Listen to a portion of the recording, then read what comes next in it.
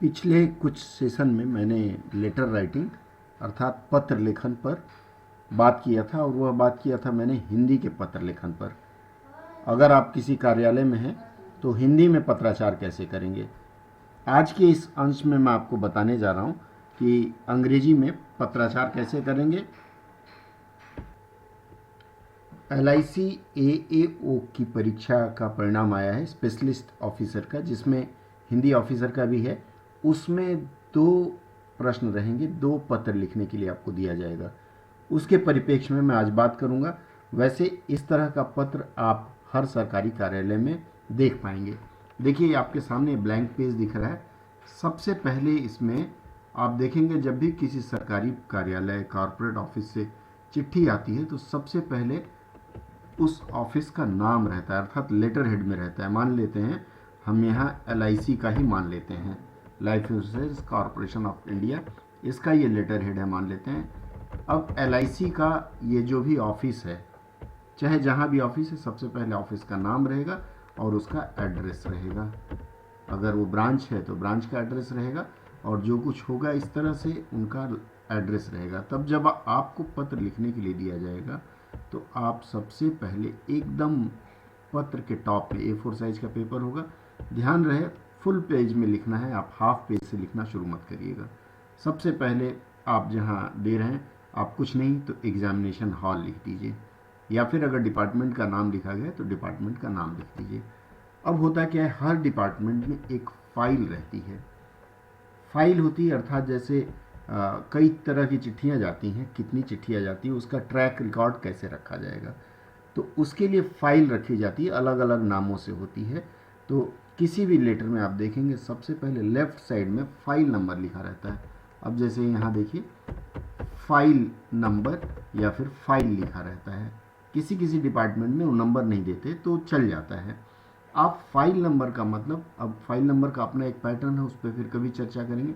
मान लेते हैं आपकी परीक्षा है AAO की, AAO और 2020 की परीक्षा है, 2020 की परीक्षा ये हमने लिख दिया।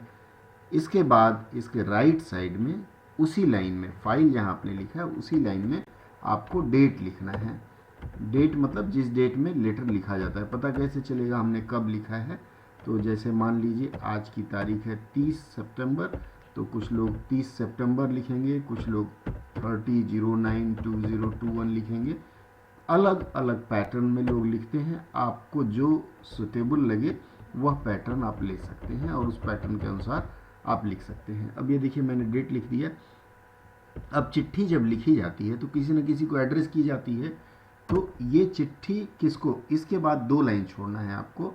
अगर टाइप कर रहे हैं तो 2 बार इंटर दबाएंगे। इसके बाद आता है टू लिखना, अर्थात किसको भेजा जा रहा है। टू लिखने के बाद एक कॉलन देना है, फिर नीचे जहाँ टू का कॉलन खत्म हुआ है, टू लिखने के बाद कॉलन जहाँ खत्म हुआ ठीक उसके नीचे शुरू करेंगे। मान लीजिए आप ये लेटर किसी पॉलिसी होल्डर को लिख रहे हैं, किसी का नाम, या फिर मान लीजिए किसी ऑर्गेनाइजेशन को लिख रहे हैं, तो आप यहाँ जैसे मान लीजिए नाम लिख देंगे, राम लिख दिया मैंने, और फिर जिनको लिखा जा रहा है उनका एक एड्रेस भी होगा। तो इनका जो एड्रेस है वो एड्रेस जो भी है, मान लीजिए मैं लिख दूं RBC रोड, कुछ भी ऐसा हो सकता है, उनका पूरा पता यहाँ लिखना है। इसको लिखने के बाद फिर आपको ये क्यों चिट्ठी आप लिख रहे हैं आपको पता होना चाहिए, क्यों चिट्ठी लिख रहे हैं। तो चिट्ठी लिखने का एक मतलब हुआ है, जैसे उसमें सब्जेक्ट लिखते हैं।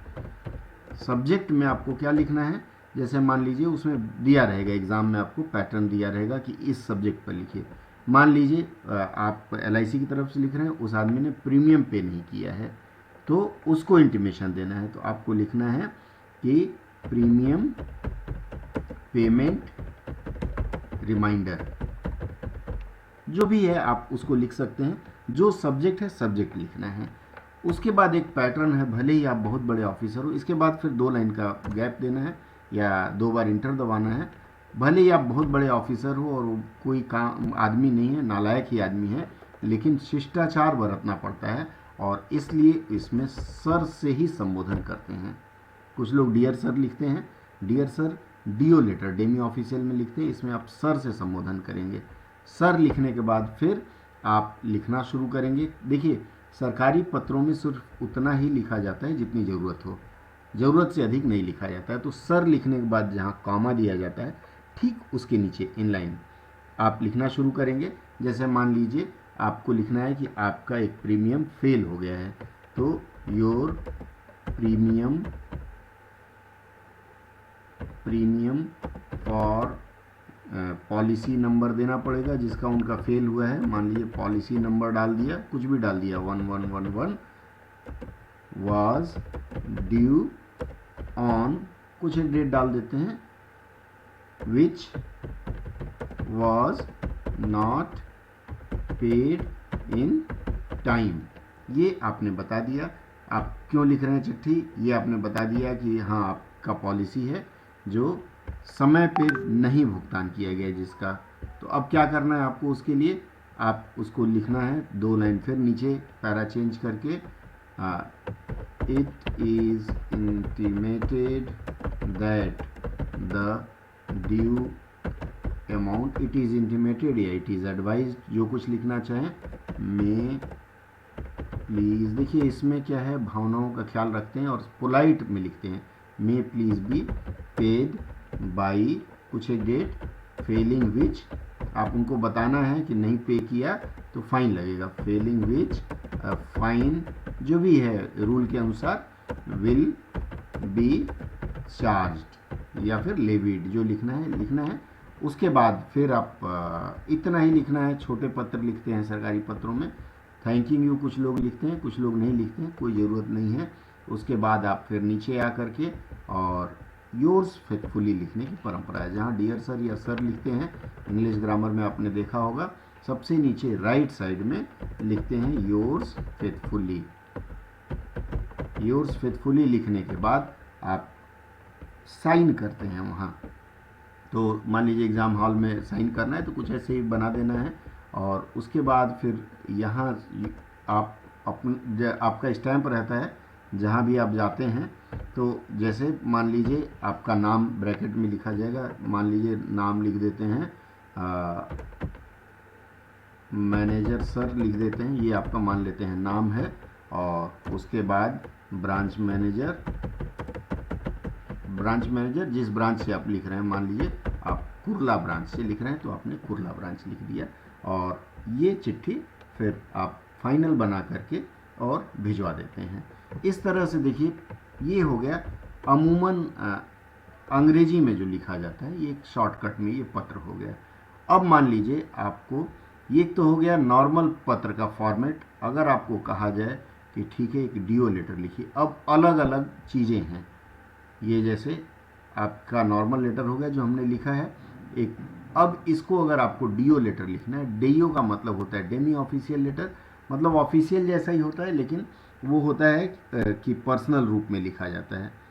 कोई ज़्यादा अंतर नहीं है डीओ लेटर में। देखिए इसमें क्या होता है, एलआईसी का एड्रेस पूरा दिया हुआ, एलआईसी का यहाँ रहता है। डीओ जैसे मैनेजर सर का नाम नीचे लिखा हुआ है, डीओ लेटर जब होगा तो इसमें यहाँ इनका नाम आ जाएगा।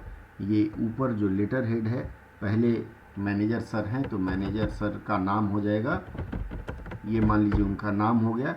उसके बाद उनका जो पद नाम है डेजिग्नेशन ब्रांच